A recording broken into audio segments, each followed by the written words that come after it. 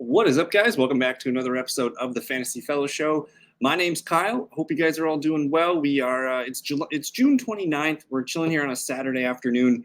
We're going to go over the Detroit Lions 2024 fantasy projections. We are continuing my projection series where I just go through each 32 teams. We'll do a 15 to 20 minute video for each team, kind of showing you guys my preliminary numbers. And I will put a link in the comments if you guys want to check it out and see what we've got going on. I've already covered the AFC East, the NFC East, and we've also hit the AFC North, working our way through the NFC North as we speak. So we'll kind of hop right into it here, starting with, I usually start with a 2023 recap. Last year, we got the best of the Detroit Lions that we've seen in a very long time. And we're talking, career highs, I guess, Detroit highs from the last few years. Highs in completions, 408, attempts, 606. Passing percentage, this is the best passing percentage we've seen out of Detroit in the stats that I have here since 2017, which are a lot of those Matthew Stafford seasons, and also the most passing yards. The yards per attempt were almost a high there. It looks like Matt Patricia and Darrell Bevell dialed it up for 7.65 and 7.84, but really good year. 30 passing touchdowns, only 12 interceptions, and amazing as these passing stats were, they also had the best rushing season that they've probably almost ever had, back to like Barry Sanders years. But 500 rushing attempts, 2,300 yards. 27 rushing touchdowns. They combined for 57 offensive touchdowns. Also a spike in yards per game, or yards per carry. So all across the board, this Lions team, man, amazing. They ran the most plays that they've ever ran. They've also got the most yards that they've had in this 7-year sample. So very, very great year. 12 wins, 5 losses. And guess what? We're going to run it back. We're going to do the same thing. They got offensive coordinator back. Everyone thought he was going to get hired somewhere else as a head coach. He stays with the team. You got Jared Goff back. You got Jameer Gibbs, David Montgomery back.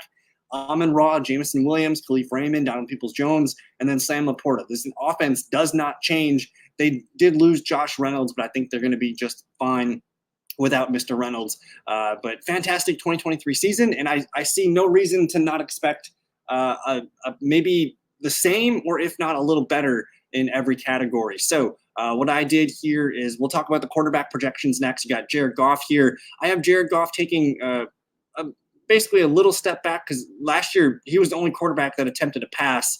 I don't like to project a full season for a team's quarterback, so I gave Hendon Hooker about almost a full game here. But I got Jared Goff going 395 completions for 585 attempts. I have him improving his completion percentage. Again, year 2 of Gibbs and Sam LaPorta should help that. And then yards, kind of what he did last year, 4,560. I have his yards per attempt going up, as we're hoping Jameson Williams develops into a more consistent player. And then a career, a new high for passing touchdowns here, 32 touchdowns, 13 picks. Goff doesn't run like at all, maybe once or twice per game, but I did give him a rushing touchdown and a couple fumbles.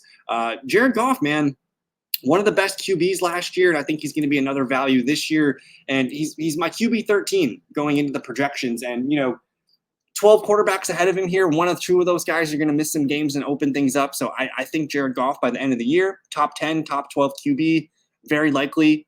Just again, if he plays 16, 17 games, he's going to be a top 10, top 12 QB. He plays in a dome like 80% of his games too, so that's also nice and baked in there. But we're drafting Amon-Ra St. Brown top 5. We're drafting Jameer Gibbs at the end of round 1, and Sam LaPorta, one of the first tight ends off the board here. So this whole offense, man, which is weird, because like we got 2 first rounders and like a 3rd, 4th round tight end sometimes. And Goff just goes way too cheap. I know he doesn't offer much rushing upside, but his passing numbers are going to keep him highly afloat in the QB1 conversation. So I'm drafting Jared Goff. In best balls, I do get him a lot as my QB2. And yeah, if I'm drafting Amon-Ra, Gibbs, LaPorta, I'm looking for Goff to stack on there as well. So draft Jared Goff. I think, I'm so happy to see him thriving in Detroit, and the team really built around Jared Goff now and what he can do. And he's a facilitator. He's an assist man. He's got a little bit, he's getting better at the deep ball stuff, but really good quarterback. Get him as your QB2. He can be your QB1 too. I think that's just fine. But that's enough for quarterback. We'll talk about the running backs next here. And it's still Montgomery and Gibbs at the top. backups are the rookie Sion Vaki and Craig Reynolds. We're not going to really, if we're talking about those guys in fantasy football this year, something happened to Gibbs or Montgomery, so we'll save that for another date. But it's all Montgomery, it's all Gibbs. Last year, the split was heavy Montgomery early because they trust him in third down passing situations, and he can do that. But last year, Montgomery 219 carries, Gibbs 182. I'm giving Montgomery 225, and I'm giving Gibbs a little bit more work, 195. Montgomery did miss some time last year, which allowed Gibbs to kind of be a primary back for a little bit. I'm expecting Montgomery to stay mostly healthy this year. I'm expecting Monty to hit 1,000 yards. I got him at 11 touchdowns, which was down from his 13 last year.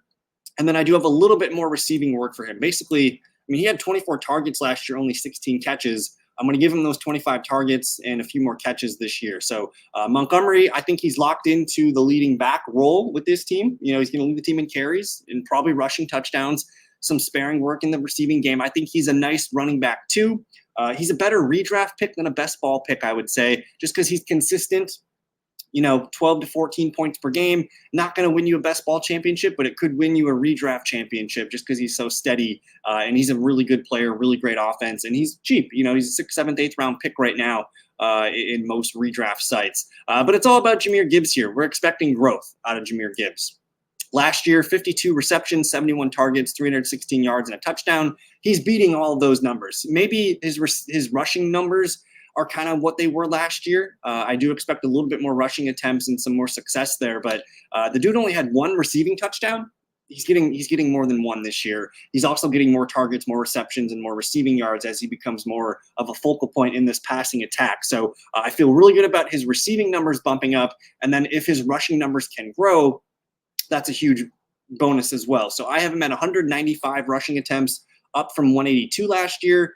I have him going for 1,055 yards, and then I have him at 8 touchdowns. He ran in 10 touchdowns last year. I have both Monty and Gibbs regressing a little bit in touchdowns. They had a ton of touchdowns last year, so those got to come down a little bit. But either way, man, Jahmyr Gibbs, he's a top 5 running back threat. I do like him in the early second round of best ball drafts right now, and he's going to have some big games. And if anything happens to David Montgomery, oh my God, that's what's going to really make him pay off at his ADP. For me right now, the running back rankings come out to Jahmyr Gibbs, RB4, David Montgomery, RB19. And then if you guys are familiar with Scott Barrett's work, he has, I call them touch points, where every rushing attempt gets you 0.62 fantasy points per game or per carry. And then each target gets you 1.57 in a full PPR system. And Jahmyr Gibbs comes out to RB9. Montgomery, a little bit lower on the list, RB31. But those are kind of their floors in this offense because they are going to get so many touchdowns and opportunities to score fantasy points. So I like both guys, draft both at ADP. And again, I did mention Montgomery, not my favorite best ball pick because he doesn't have a lot of spike games in him because he's just primarily a rusher. Whereas Gibbs is your guy that can get you 6-7 catches in a game and pop off for 26 fantasy points in a given game. So that's how I'm breaking it down. But I love the running back group, one of the best offensive lines in the league. Draft your Lions running backs. We'll get into the wide receivers next here. Amon-Ra, Jameson Williams, and then a competition at wide receiver 3. Khalif Raymond, DPJ, Donovan Peoples-Jones, Antoine Green, and Traquan Smith I have there at wide receiver 6. I don't know if we're ever going to need to care about the wide receiver 3 for Detroit. Josh Reynolds did play well in that role last year a little bit, so more of a best ball thing. Detroit wide receiver 3, we'll watch that in training camp, but it's the top 2 that we care about. You're drafting Amon-Ra St. Brown in the first round. I think the receivers go Lamb, Jamar, Tyreek, Amon-Ra. He's my number 4. I'm taking Amon-Ra over Justin Jefferson this year. He just offers consistency, and he still has ceiling in his play, which I think JJ's got the ceiling, but not the consistency. And I value that with Amon-Ra St. Brown, and he's just getting better and better as Jared Goff's number 1 weapon. So Amon-Ra, last year, he goes 119 catches, 164 targets, 1,515 yards, 10 touchdowns. I have all those numbers coming down just a skosh. I have him at 110 receptions, 155 targets, 1,415 yards, and 9 touchdowns. And even if those numbers are coming down, he's still a top 5 receiver. So I could be wrong, and maybe those numbers go up. You never know. And he still comes out as my wide receiver 4. So draft Amon-Ra. You're going to like what you get. And then what to do with Jameson Williams, man? He was the number 4 receiver on this team last year, missed some time because of the suspension thing.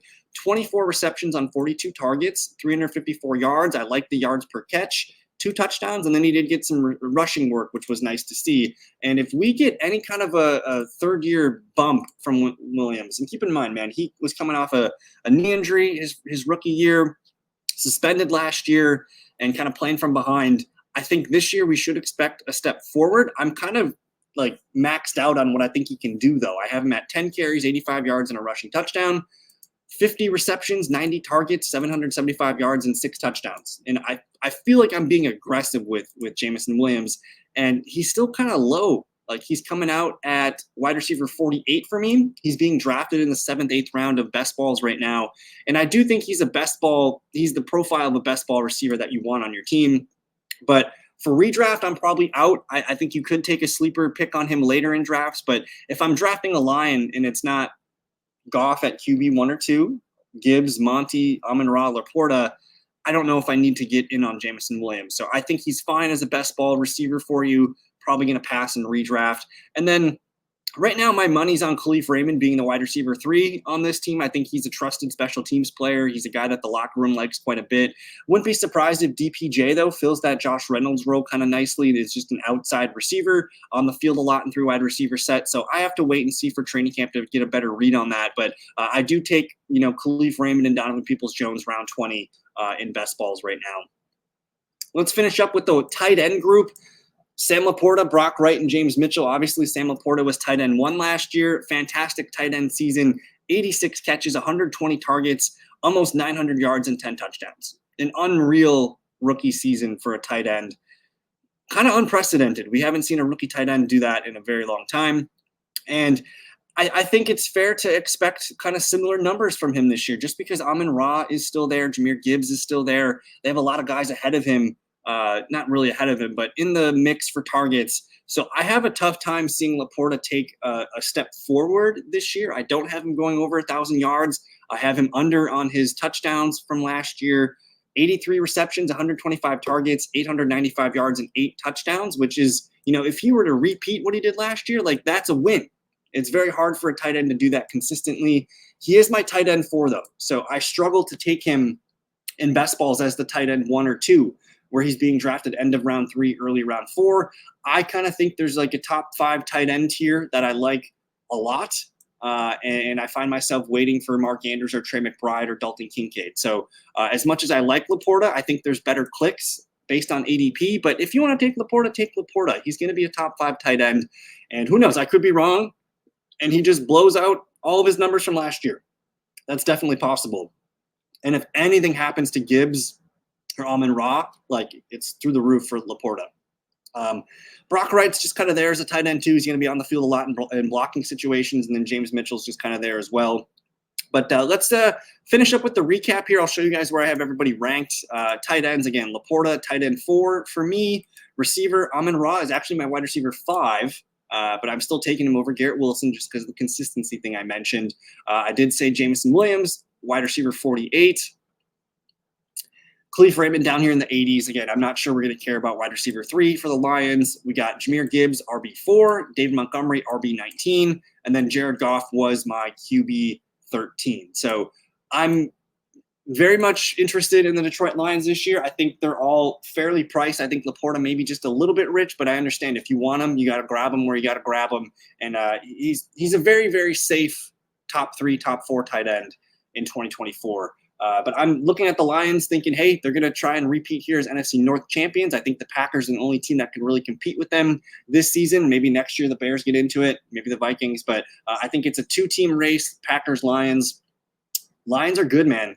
They got better on both sides of the ball, I think, this offseason, and we should continue to see Jared Goff lead this team deep into the playoffs and maybe to the Super Bowl this year. I think they're going to be a lot of teams' favorite Super Bowl sleeper. They're not really a sleeper anymore. The Lions are here, guys. But, hey, that's going to do it for me on the Detroit Lions 2024 fantasy projections. Let me know what you guys think. Let me know what you guys agree with. Are you drafting LaPorta at ADP? Are you waiting for Montgomery? Are you pulling Jameson Williams?